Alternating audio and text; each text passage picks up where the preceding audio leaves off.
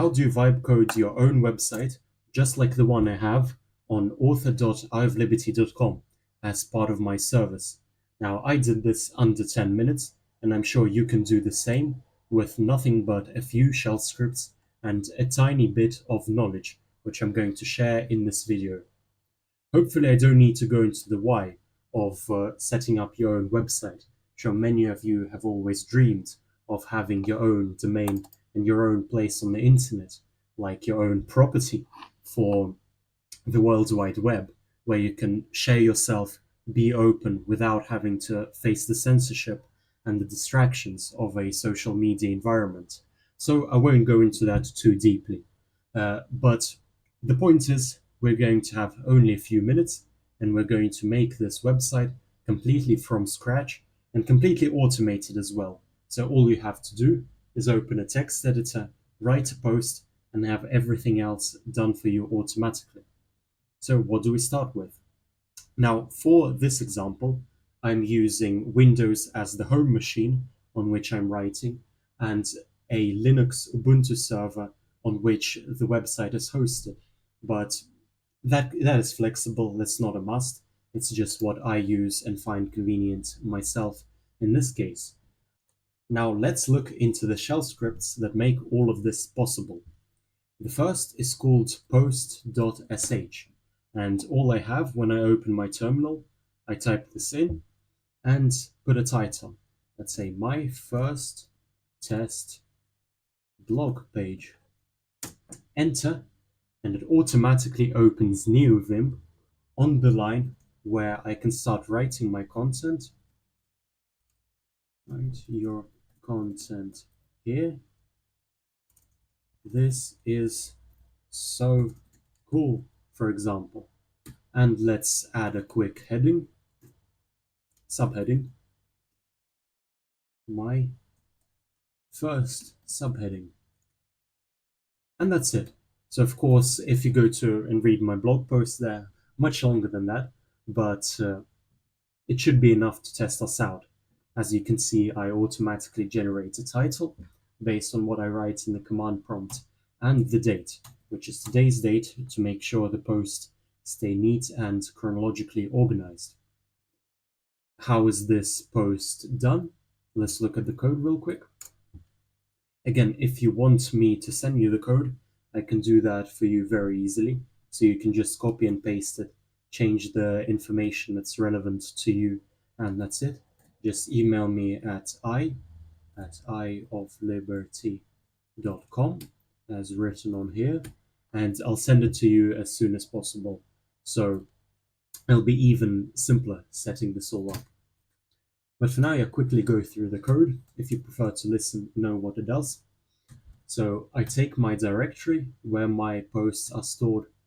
I set the current date, set the title, format it properly, create the file name, and write a quick file with the proper syntax.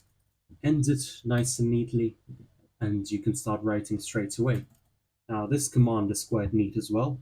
As you can see, I use NeoVim as my text editor, so I don't even have to wait for Microsoft Word to load or anything like that. Can edit straight from the command prompt. And this even jumps the cursor to the exact location where I can start writing. So I don't even have to move my mouse. As you saw in the clips before, I just pressed CC to correct the line and started writing here. So it's very convenient and very even takes those tiny bits of friction out of your hand, so you're even more motivated to write. But that's our post.sh file, and as you can see in our instructions, I've created the post here, and now to publish it, I can run another simple script, or I can go back and edit the post if I want, for example. Let's go to test blog 2025, write your content here, edit, very cool, there we go, and let's publish it. So again, for me, it's as simple as typing pu tab, automatically fills it to publish, and it quickly uploads it to the server, copies over the file, and generates our processing script, which I'll show you a bit later on. Now, how does this publish script work? Here we again specify our post directory, which is different for this test blog. Of course, I've got another one with my main author blog. It finds the latest post, extracts the file name, and uploads it to the server. Now, sshparse.exe is the program I use to actually connect to the server, and scp, the command to copy over the file from my current directory to the posts directory on the Ubuntu server. Now, if you notice one thing right here, I use a plain text password to connect with sshparse. This might be an issue for some if you're a fanatic of super secure extra passwords, or if you only use public computers, for example, you're homeless or something else, I don't know. But for me, it's not an issue, of course, and I'd say personally this doesn't have a security impact, because if you keep this publish.sh file safe, then nobody sees the password and it's completely safe. So again, if only you use your machine, then you can just do that quickly and have the post up and running in seconds. If anyone's got any tips on how to do this without storing a plain text password, of course this one is temporary, I'll change it later on, then yeah, do leave a comment down below and I'll look into what other options there are. But again, this works just fine, and if you remove the /p, you'd have to go back and enter the password manually. It's not something that I'd want to do. As you saw, I just wrote the script and it will run nice and easy. So it's good for me for now. And back to our code. Once I've published the post to the server, I run the generation script, which essentially extracts the Markdown syntax from the post and turns it into HTML. Very easy. So I've run it and all is working now automatically. But how did I set up the server in the first place? Of course, it didn't appear just magically. And again, yeah, this is what it looks like now. If we refresh the page, there we go. You can see we've got our subheading, we've got our emphatic text, everything is processed nice and neatly. And again, the vibe coding part, virtually all of this was done by DeepSeek. So thank you to the Chinese developers for helping me speed up the process. Of course, before I even made websites myself, but it would have taken a little while longer to do it all by hand. And it was very nice to have a machine just give you a lot of information based on the prompts you provided. It was everything much simpler and quicker that way, so you could focus on doing the things that matter. Now here, remember to set your A-name records for when you buy your domain. Like in my case, I've got one VPS for everything, for both my main site and my test blog and my actual blog, to be frank.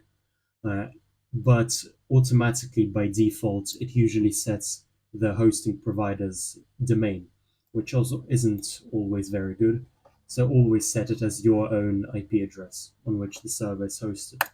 Now, this isn't super private information, of course.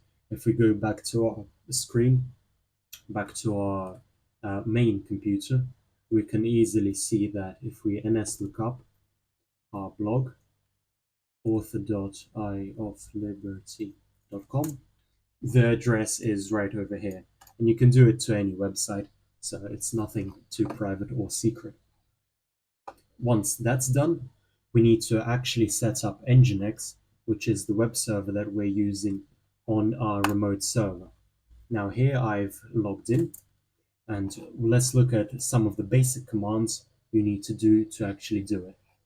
So first, we open in with NeoVim, Nano, or any other editor that's useful to you, the Nginx config directory, which is at sites available, and in my case, it's testblog.iofliberty.com. Here you'll have to enter your password, so make sure to not forget it.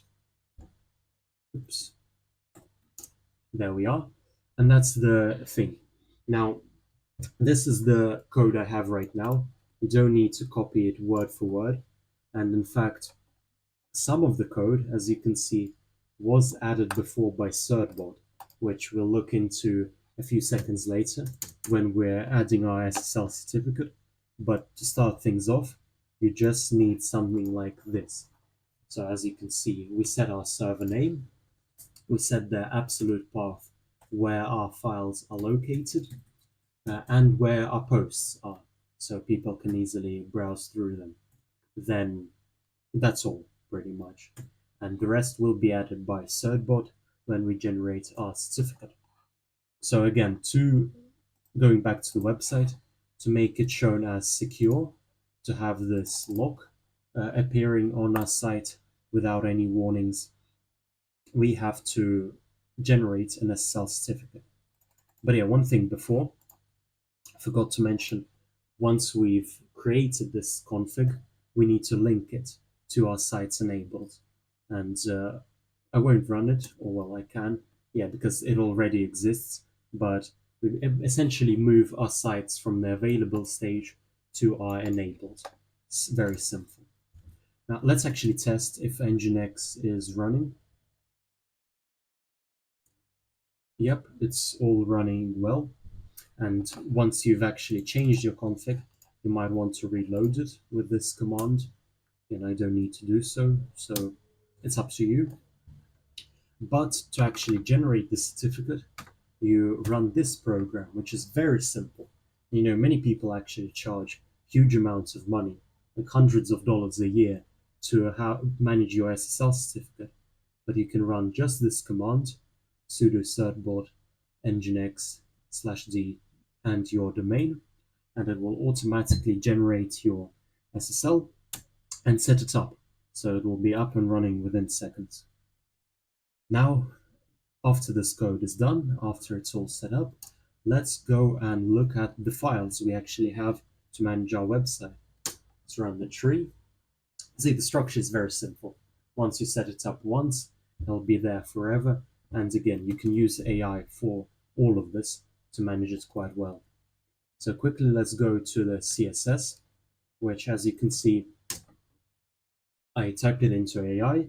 It gave me a few options depending on my liking, and I chose the one I wanted to use, and since then has been perfect. As you can probably guess, I like the Russian cybersecurity firm Kaspersky, so that's what's set up. That's where the gradient comes from the start, and even you can see like the tiny highlights of the post that I'm selecting.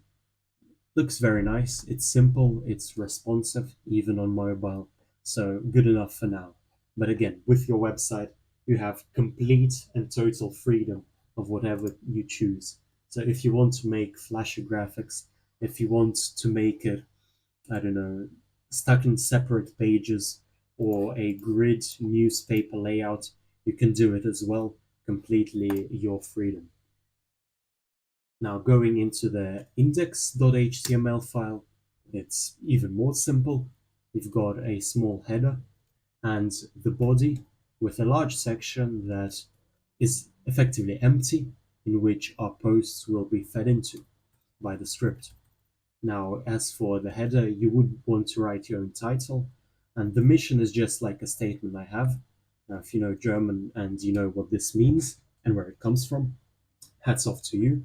But that's effectively just a subheading I use on my website right over here.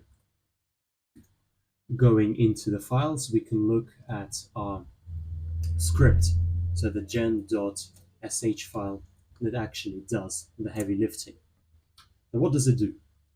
Here we read our Markdown files one by one and essentially feed them the key information about them into our list.json file for us to later process.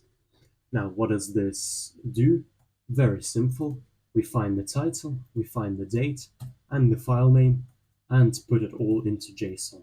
Now, JSON is just essentially a format of passing data, so to keep track of it, So that's what I use to make things simple.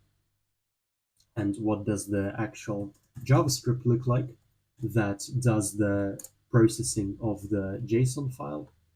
As you can see, we fetch the list from the JSON and iterate through each post one by one in chronological order to go and replace the Markdown with the HTML in our website. Again, make sure to note that this isn't replacing per se, so we're not deleting a Markdown. We always have access to it. This is just effectively placing the HTML code in the website. So here I've got, again, this is done by AI to make things simpler. Processing for some of the basic things I personally use, like horizontal rules to specify the footer section, for example, then the headers I may use, bold italic, and links. Again, if you want to use images, you can use that as well. This is just a bit of code that handles HTML, what do you call it?